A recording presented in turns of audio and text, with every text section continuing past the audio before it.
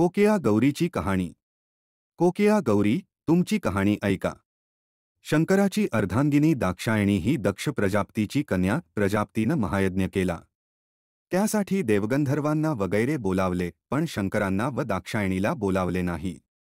शंकर जाऊ नको म्हणत असताही दाक्षायणी तशीच यज्ञमंडपाच्या दाराशी आली. दक्षानं तिचं स्वागत केलं नाही. तिचा अपमान झाला म्हणून ती संतापून गेली. धावत जाऊन तिनं यज्ञकुंडात उडी घेतली व दाक्षायणी जळाली. नारदानं शंकराला ती वार्ता कळवली. शंकराने रागाने जटाशिलेवर आपटली.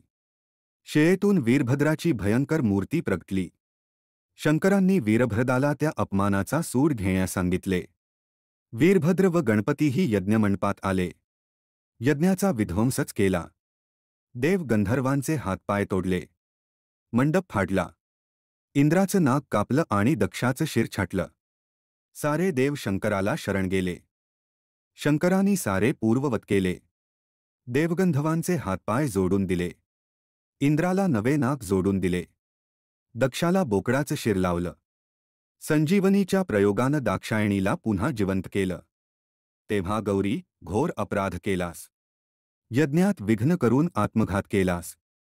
या पापाचं फळ म्हणून तू पक्षिणी होशील. काळी कुरूप कोकिळा बनून पृथ्वीवर फिरशील.